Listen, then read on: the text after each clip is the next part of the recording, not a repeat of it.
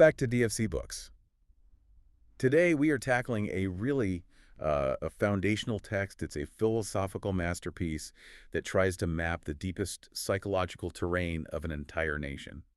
Octavio Paz's The Labyrinth of Solitude. It is. It was originally published in 1950, then he revised it in 59, and it's less a history book than this incredibly searching essay on what he calls the Mexican character. On its life, its thought processes, everything. Exactly. And our mission today really is to guide you, the listener, through the core thesis of this work.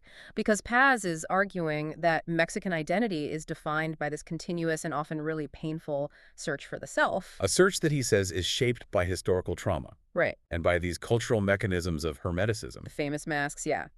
And most centrally, by this recurring, profound experience of solitude. So we're going to approach this by treating the major psychological archetypes and historical figures that Paz analyzes as the central characters in this huge trauma. I think that's the best way to do it. You have the Pachuco, so Juan de la Cruz, and of course La Malinche.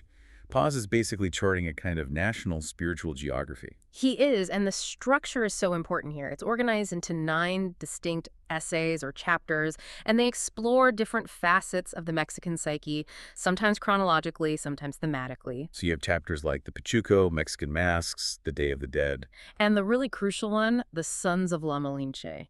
But what makes this book so powerful is where Paz chooses to begin. He doesn't start with history or politics in the way you might expect. He starts with this existential moment of self-discovery. And what is that initial insight? What's the starting point for the whole labyrinth? It's the realization that we are alone. Paz frames the entire book around a quote from the poet Antonio Machado, who believed in the essential heterogeneity of being. Which is a pretty dense phrase. It just means incurable otherness. For Paz, the Mexican experience begins with this profound sense of separation, of having been torn from what he calls the all. This feeling manifests as a national orphanhood and a constant, sometimes violent search for reunion, for finding that center that was lost. That sets a perfect, almost melancholic tone for entering the labyrinth. Let's jump straight into chapter 1 then. The Pachuco and other extremes. Yeah. Now here's where it gets really interesting right away. Paz completely bypasses Mexico City. He bypasses ancient history to start his national analysis with these marginalized youths on the fringes, Mexicans in the United States. It's such a deliberate choice. It immediately establishes this theme of tension and alienation over, settled tradition. The Pachuco is the very first character we meet. And who are they exactly? Well, these were youths mostly Mexican origin, and they were forming these very distinct subcultures and gangs in southern U.S. cities, especially back in the 1940s. They are visually and linguistically defiant. And Paz spends a lot of time on their appearance, which he calls a form of grotesque dandyism. He does. The hair is often excessively long or slicked back. The clothes, the famous zoot suits, are just ostentatious. They're colorful, highly stylized. It's a very deliberate rejection of assimilation. It is. The Pachuco is defined by his negation. He is, and Paz writes this, an instinctive rebel whose whole existence is an enigma. His will to be is purely negative. What does that mean, purely negative? It means he refuses to be North American, but, and this is the key, he also refuses to return to being Mexican. He's severed ties with the culture of his parents. So he's an exile in his own land, defined by what he lacks and what he rejects. He's lost his inheritance. His language, his religion, his customs. He's left with only his body and soul, as Paz says. So his disguise, that exaggerated clothing, becomes the focal point of his solitude. It's meant to protect him, but Paz points out this paradox, right? Exactly. The disguise isolates him by pointing him out. It attracts the very persecution he both fears and, maybe subconsciously, desires. Which leads us directly to the most important argument of this first chapter. It does. Paz states that the Pachuco actively seeks and attracts persecution and scandal. It's the only way he can establish a vital relationship with the society that rejects him. That sounds so counterintuitive. It does, but think of it this way. If society persecutes you, it acknowledges your existence. It sees you. Identity for him is found through opposition. So being attacked is a form of recognition. Precisely. Persecution, in this really twisted sense, redeems him. It momentarily breaks his solitude. By becoming a recognized victim, he finally occupies a place in the world that previously just ignored him. He becomes a son of society, even if he's the despised son. Paz calls his wound a grotesque, capricious, barbaric adornment. Yes. His salvation, or at least his temporary sense of self-affirmation, relies entirely on being noticed and condemned by the dominant culture he denies. That's a really powerful psychological loop, establishing your identity through self-sacrificial antagonism. And this deep analysis of solitude then lets Paz contrast the Mexican temperament with the North American one. The contrast is radical, and it serves to highlight the spiritual roots of this Mexican Hermeticism we'll be talking about. So what are the core differences he outlines? Well, the Mexican, Paz suggests, feels perpetually suspended on a high plateau under what he calls the Great Stone Night.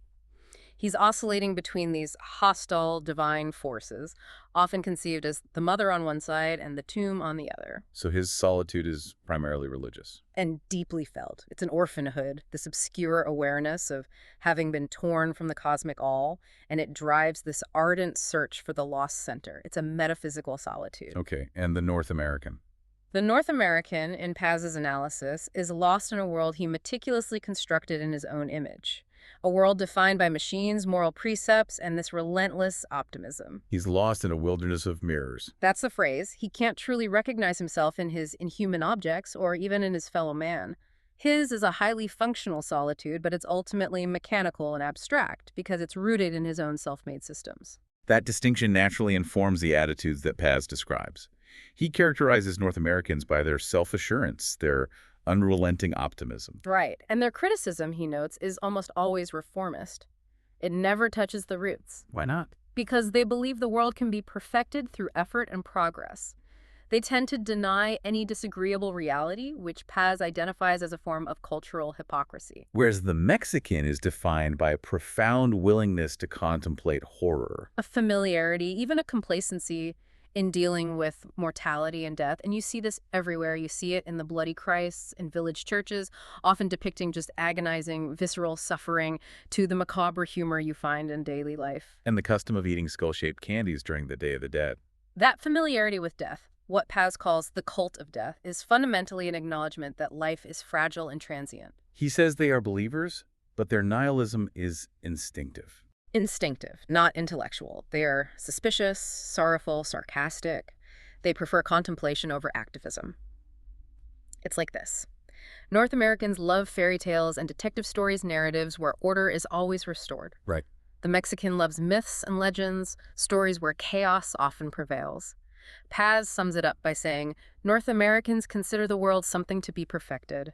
Mexicans consider it something that must be redeemed. And he connects that back to the Puritan ancestors of North Americans. He does. They identified purity with health and success, which led to that cult of work and the serious life approach, and an attempt to deny aging and mortality through constant self-improvement. You can still see that today, that push for perpetual youth. Absolutely. Health, hygiene, and contraceptives, as Paz somewhat wryly notes. But the Mexican system, rooted in both Spanish and indigenous heritage, faces mortality head-on. The great tragedy, he concludes, is that while this relationship with death is intimate, the modern Mexican concept of death has become spiritually sterile. Sterile how? It lacks the fecund, transcendent meaning it held for their Aztec predecessors. It's no longer part of a cycle. This tension between that profound feeling of orphanhood and the need for this intense self-preservation, that brings us perfectly to Chapter 2, Mexican Masks. This is about the psychological armor they wear every single day.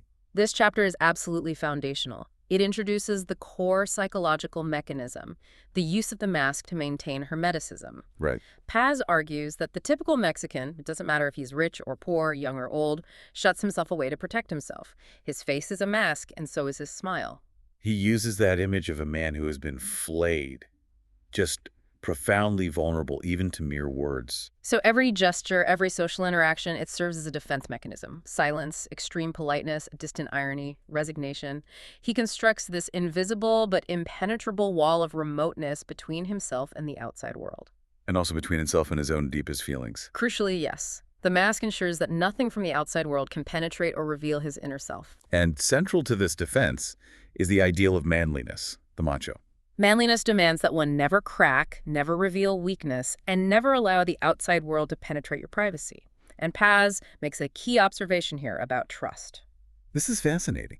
In many Western cultures, confiding in someone builds bonds, but here, Here, opening up is often seen as an act of weakness or betrayal. It creates deep suspicion. If you confide in someone, Paz argues, you're performing an abdication, and you immediately start to dread that the person you confided in will scorn you for it.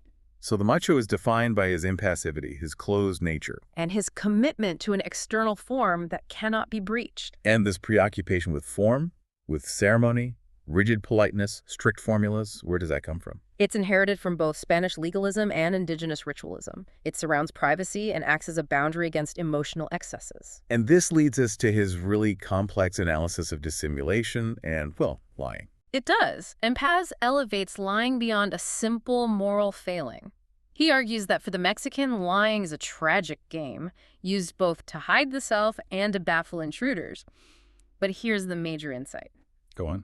Paz posits that through brilliant, fertile lies, one can potentially achieve a superior, more artistic form of reality. An artistic form of reality. Yeah. That sounds like he's suggesting the lie can be more authentic than the truth. In a way, yes. The lie reflects both what we lack and what we desperately desire.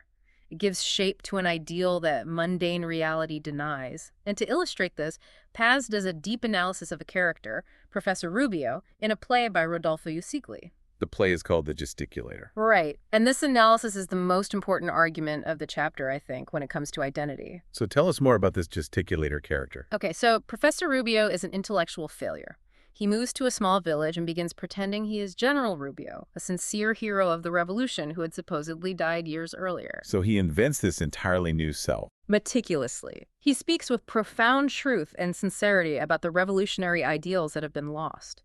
His lie, his invented persona, becomes so compellingly authentic in its embodiment of the lost truth of the revolution that it begins to influence real politics. So the lie functions as a mirror, reflecting a higher, lost ideal. Precisely. His fictional revolutionary purity is so powerful that the local corrupt politician, Navarro, who represents the compromised false reality of the modern state, he murders Rubio. To silence the threat posed by his invented truth. Exactly. Paz argues that if we can arrive at a profound truth or authenticity by means of lies and dissimulation, then the mask can become the true face. The performance becomes the reality. That is a dizzying realization about national identity, especially where political performance so often eclipses genuine conviction.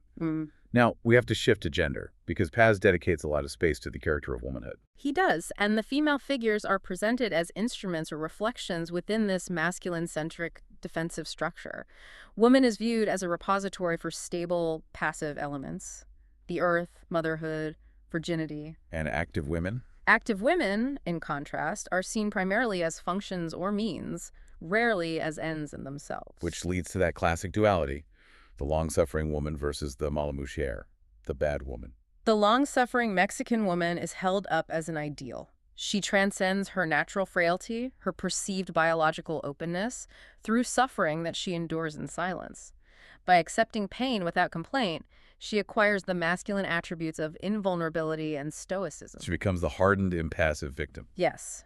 Conversely, the mala mujer is characterized by aggressive activity, hardness, and independence. Like the macho. Exactly like the macho. She closes herself off from the world, but she does it through activity and immodesty, refusing to be a passive receptacle.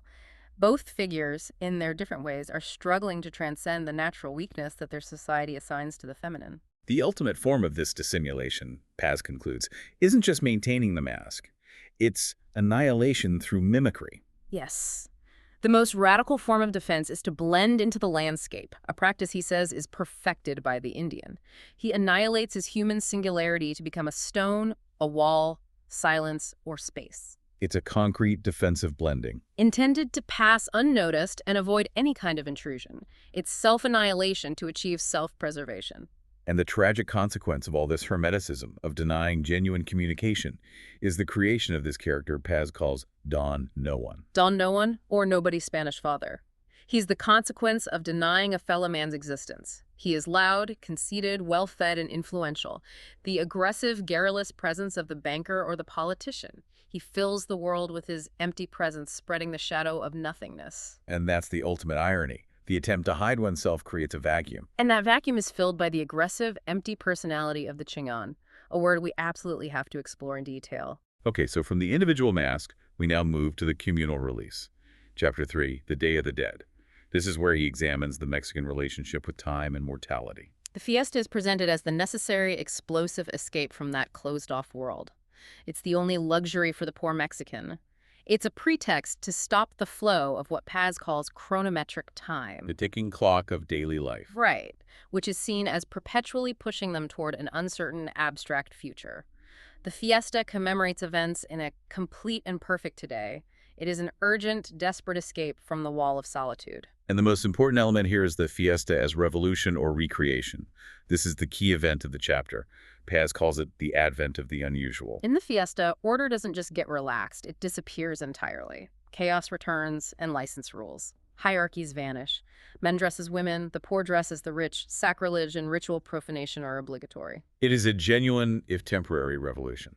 It is. Society dissolves itself, plunging back into what Paz calls its original chaos or liberty. By returning to this prenatal or pre-social state, the community provokes a rebirth. It emerges purified and strengthened. So the Mexican in the fiesta isn't just seeking an escape from the self. He's seeking an opportunity to exceed the self in a momentary, violent explosion of collective energy. It is a profound, fleeting form of communion. This explosive nature is tied so tightly to the unique cult of death.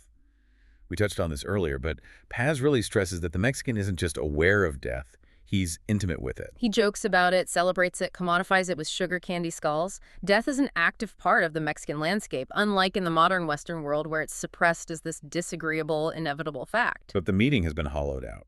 Drastically, Paz contrasts the past and present attitudes. For the ancient Aztecs, death was one integrated phase of an infinite cyclical process. Life flowed into death, which, in turn, fed cosmic life. It was impersonal. And sacrifice was collective, not for individual salvation. The dead just melted back into the animistic substance of the universe. Then you have the modern Western world driven by the ideology of progress, where death is just an endpoint, something to be efficiently ignored. And for the modern Mexican, the inherited intimacy with death is complex. It lacks the transcendent meaning of Christianity or the Aztecs. Paz argues that the widespread indifference toward death is merely a reflection of a profound indifference toward life. If life has no value, then killing either yourself or others becomes easy. Exactly. Death, now, is sterile, not fecund. The intimate relationship is empty of meaning, summarized by that fatalistic shrug. Why should I care about death if I have never cared about life? This emptiness, though, becomes the raw material for art. And Paz brings in two poetic characters to illustrate how the Mexican consciousness struggles with this noalism. Xavier Villarrutia and Jose Gorostiza. Right. Villarrutia, in his work Nostalgia de la Muerte, sees death as an origin. It's a longing to return to the life before life, a maternal source, a limbo. He seeks in death the revelation and plenitude that temporal life has denied him. A passive longing for reunion. But Gorostiza, in Muerte sin fin, Death Without End, he offers a chillingly modern perspective. The imprisoned consciousness turned inward. How so? For Gorostiza, life is a perpetual falling into nothingness. The mind becomes a reflection of death that is in love with itself. The poet, in this lucid fury, tries to rip the mask off existence, seeing all external reality, trees, stones, water, as just metaphors or disguises hiding the void. That's a tireless, self-consuming kind of death. It is, and these poetic works reveal that the closed, masked equilibrium of the Mexican is constantly under threat of violent rupture, either turning inward to nihilism or outward to the chaos of the fiesta. This tension leads us directly to Chapter 4, The Sons of La Malinche. This is the crucial historical and psychological hinge that connects that individual wound to the national trauma. This is where we definitively link the mask of Hermeticism to the historical event of the conquest. We have to analyze the character of the macho Chingon. The macho is the grand Chingon, the great aggressor, and his defining attribute is arbitrary, unrestrained power. It's force without discipline. He's isolated in his potency, unpredictable, and pure in communication. And Paz makes the crucial connection. The macho resembles the Spanish conquistador in the Mexican imagination. He is the stranger, isolated from the community, defined by his force. His entire character is defined by this magical and prohibited verb, chingar. The word signifies an emergence from oneself to penetrate and violate another by force wounding, lacerating, ripping open bodies, souls, objects. It is masculine, active, cruel. And the passive recipient of this violence is the archetype of the chingada, the violated one. The Chingada is pure passivity. She's defenseless against the exterior world, ripped open by the Chingon. And so the Hijo de la Chingada, the son of the violated one, is the offspring of violation, of abduction, or deceit. It is the core national wound. I think we need to pause here because Paz draws a very specific cultural line between this archetype and its European parallel. He does, and it's essential.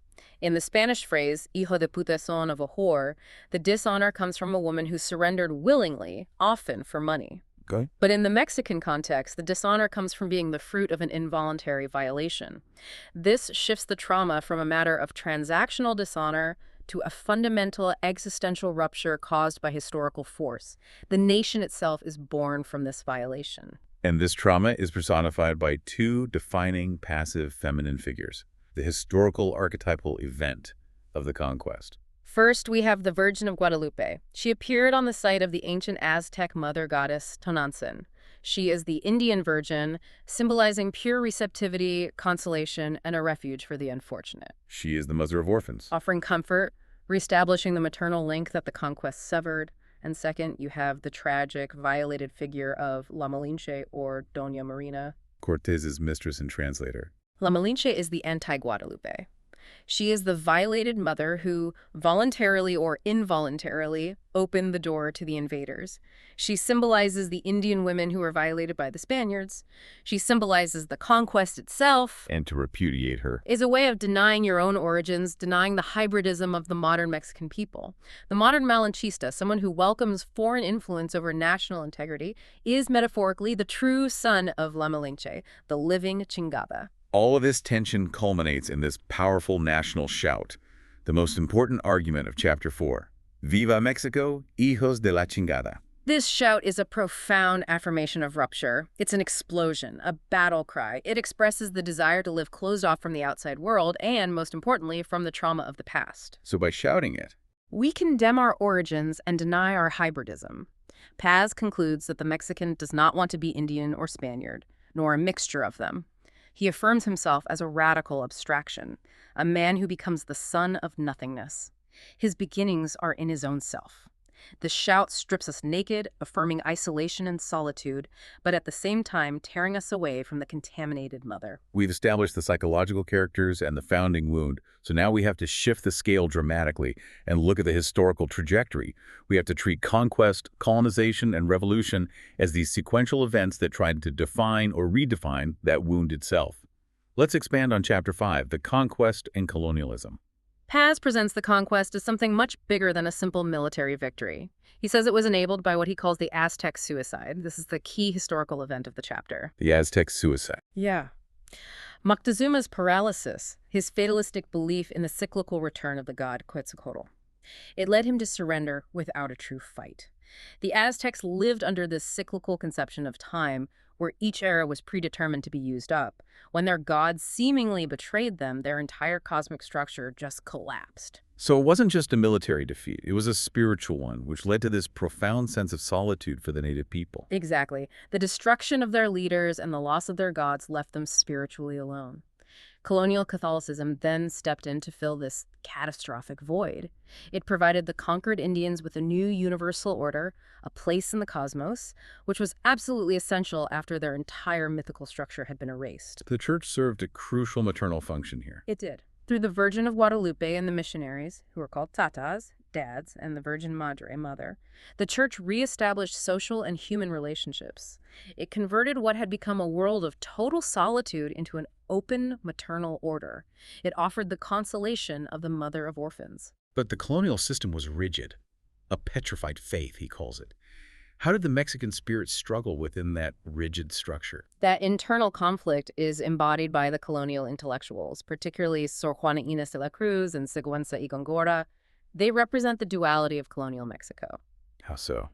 On one hand, you have intellectual curiosity, rationalism, experimental physics, the new spirit of Descartes, and that's pitting itself directly against the dogmatic, petrified religious beliefs of the rigid Spanish system. And Sor Juana, the famous 17th century nun and poet, was particularly conscious of her duality as an intellectual woman in a profoundly closed society.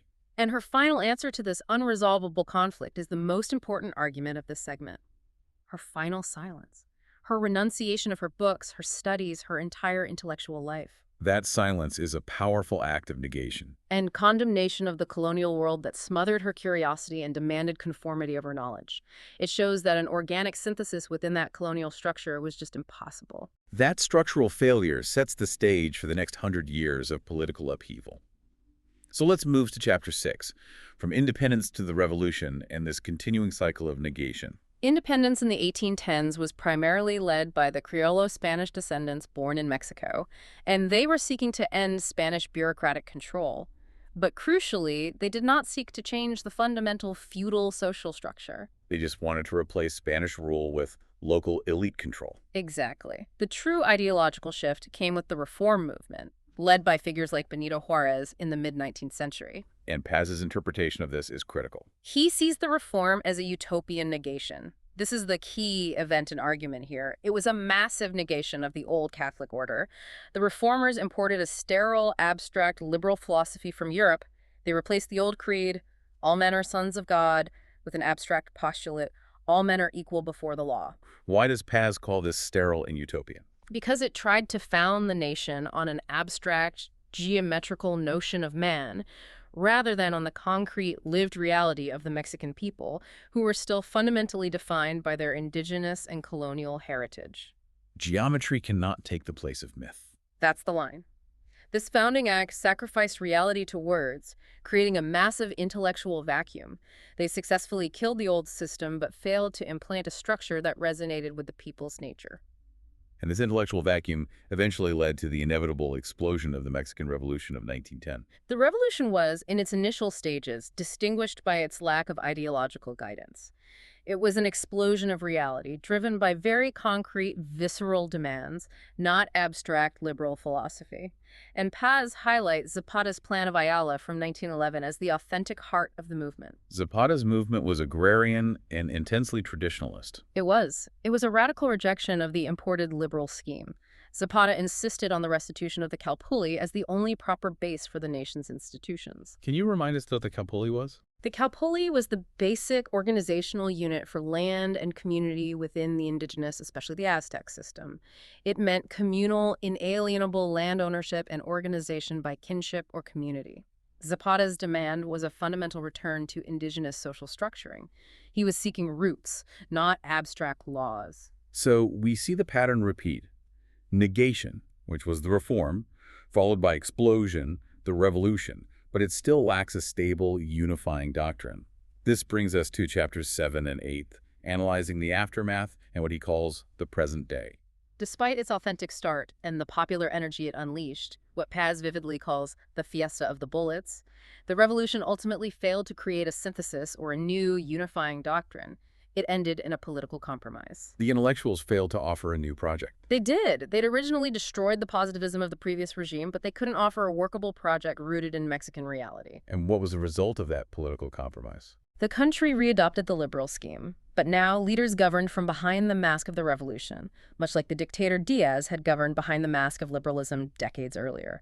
This led to continued dissimulation, but on a national scale. So the revolution, which was supposed to resolve the conflict between tradition and universality, instead became another petrified system, another expression of Don Noan's tyranny.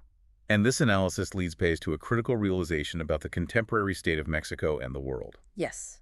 The most important argument of this section is that the present-day Mexican crisis is no longer peripheral. It has become a shared, universal crisis. The traditional historical forces, Catholicism, liberalism, even the failed revolution, they all proved incapable of inventing a truly human society, one that isn't merely an instrument of the state or the domain of Don No One. So the Mexicans' conflict now mirrors that of modern man everywhere. Isolation, violence, and deception in a world built on abstractions. Yes. We've tracked the individual character, the historical trauma, and the political failure. So now let's conclude with Chapter 9, the dialectic of solitude. This is Paz's final and most expansive reflection, which brings the national journey into the universal human condition. This is where he really broadens the lens. Paz identifies solitude as the profoundest fact of human life. He says man is the only being who knows he is alone, and yet, paradoxically, is driven relentlessly to seek communion. He calls man nostalgia and his search for communion. Exactly. This recognition of our own solitude is what separates us from nature and makes us distinctly human. And the self-awareness of being alone has what Paz calls a necessary double significance of solitude. It functions as both a sentence and a promise. On the one hand, solitude is self-awareness, which is a kind of punishment. We feel deprived of maternal protection and often guilty of just having been born into a world of rupture. It's the awareness of our own contingency. But on the other hand, It's a desperate longing to escape the self. It's a promise of reunion and redemption. It is a necessary purgation, at the end of which, theoretically, we might find plenitude and harmony with the world. one of the most desperate and beautiful attempts to escape this purgation is through love. Yet Paz ultimately calls love and poetry antisocial acts. Why is that? Well, love is a desperate attempt at communion. It's a momentary abolition of that homogeneous, dividing chronometric time. But it's constantly frustrated because society imprisons both man and woman in invented, abstract images. Right. Woman, for man, is often the other, an idol, a goddess, a mother, Mhm. but rarely her authentic self. Her being is divided between what she actually is and the image society imposes on her. And men are just as constrained in their expectations. So society protects marriage, not love. Exactly. Society protects marriage because it's a stable union for reproduction and social continuity. It's profoundly conservative. Love, by demanding a free personal choice that violates society's conservative structure, becomes inherently antisocial. And this is the most important argument here, right? It is. When love succeeds in its goal, a revelation of two solitary beings creating their own self-sufficient world, it shatters society's rules. So society condemns true love, along with its purest testimony, poetry, and it forces them both into the clandestine world of the forbidden. Paz returns here to the idea of time, noting that the final stage of solitude is separation from time itself. We have to understand the two timelines he sets up. First, there's chronometric time. It's abstract, homogeneous, and constantly dividing succession into yesterday and tomorrow.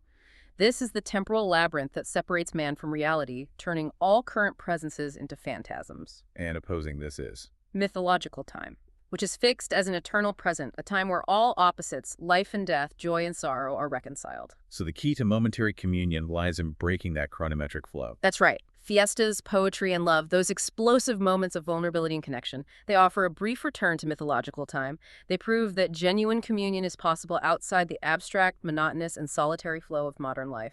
And this incredible journey through the labyrinth, both the national and the individual, leads to Paz's powerful final synthesis. The conclusion is that the Mexican, having exhausted all the historical forms that Europe could offer him, is now left with only one choice: nakedness or lies. This is the final ultimate choice. So if we tear off the masks, The hermeticism, the formalism, the political pretense. If we face ourselves, we find what Paz terms open solitude. open solitude, not closed, passive solitude. And in that open solitude, we find that transcendence is also waiting, the outstretched hands of other solitary beings. This shared naked vulnerability is not a defeat. It is a profound point of radical human connection. So for the first time, For the first time in their history, Paz argues, the Mexicans are contemporaries of all mankind. Their conflict, the need to find authenticity and communion in a world of abstract systems and violence, is now the core crisis of the modern species. so what does this all mean? We've traced the Mexican consciousness from the Pachuco's jacket through the historical trauma of the Chingada, and finally to the existential question of universal time. I think the key takeaways are fundamentally interlinked. First, Mexican identity is rooted in this fundamental sense of historical trauma and orphanhood, the legacy of violation and rupture from the maternal source, which fuels the desire for reunion. Second, the mask.